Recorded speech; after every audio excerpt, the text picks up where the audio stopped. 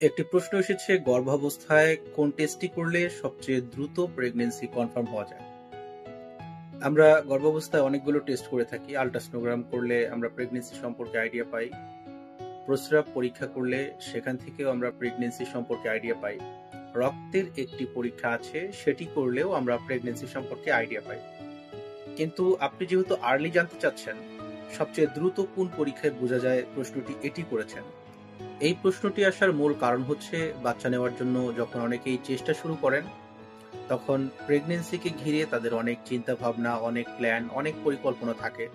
যে বাচ্চা গর্ভে আসলে আমরা একটু সতর্কভাবে চলাফেরা করব, অথবা অনেকের ট্যুর প্ল্যান থাকে, কেউ দেশের বাইরে যান, অথবা এক এলাকা থেকে অন্য এলাকায় শিফট হন।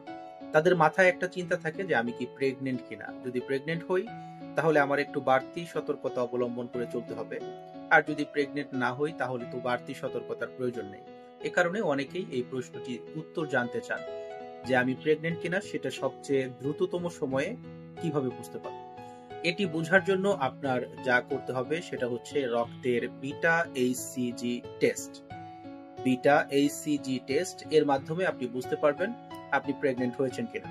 এটা হচ্ছে একটি হরমোনাল পরীক্ষা। এই হরমোনাল পরীক্ষার মাধ্যমে রক্তে বিটা এইচসিজির পরিমাণ কেমন আছে তা নির্ণয় করা হয়, যেটি যারা গর্ভবতী নয় তাদের শরীরে খুবই কম থাকে, এবং গর্ভাবস্থার সাথে সাথে এই হরমোনটিও রক্তে বাড়তে থাকে, এবং এতটিই বেড়ে যায় এটি গর্ভাবস্থার একটা পর্যায়ে গিয়ে ইউরিনে চলে যায়, অর্থাৎ ব্লাড থেকে যখন ওভারফ্লো হয় তখন সেটা প্রস্রাবে চলে যায়। প্রেগন্যান্সি বোঝার জন্য যে আমরা কাঠি পরীক্ষা করি বা প্রেগন্যান্সি কিট দিয়ে বোঝার চেষ্টা করি, যখন বিটা এইচসিজি রক্তে ওভারফ্লো হয় এবং প্রস্রাবের সাথে মিশে যায়, তখন এটা কাঠি পরীক্ষা করলেও পজিটিভ আসে। তাহলে আশা করি বোঝাতে পেরেছি, সবচেয়ে দ্রুততম পরীক্ষা প্রেগন্যান্সি কনফার্ম করার জন্য সেটা হচ্ছে বিটা এইচসিজি ব্লাড টেস্ট। এর 10-15 দিন পরে গিয়ে ইউরিনে বোঝা যাবে, আর ইউরিনে যখন বোঝা যাবে তার 10-15 দিন আগেই আপনি ব্লাড টেস্টের মাধ্যমে কনফার্ম হতে পারবেন। এই ধরনের গুরুত্বপূর্ণ তথ্যগুলোর জন্য চ্যানেলটি সাবস্ক্রাইব করে রাখুন, তাহলে এই তথ্যগুলো আপনি খুব সহজেই পেয়ে যাবেন।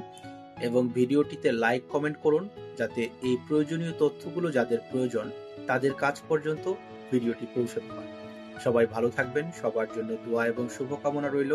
যারা বাচ্চা নেওয়ার চেষ্টা করছেন, আল্লাহ তাদেরকে নেককার ফুটফুটে একটি সন্তান দান করুন। আসসালামু আলাইকুম ওয়া রাহমাতুল্লাহ।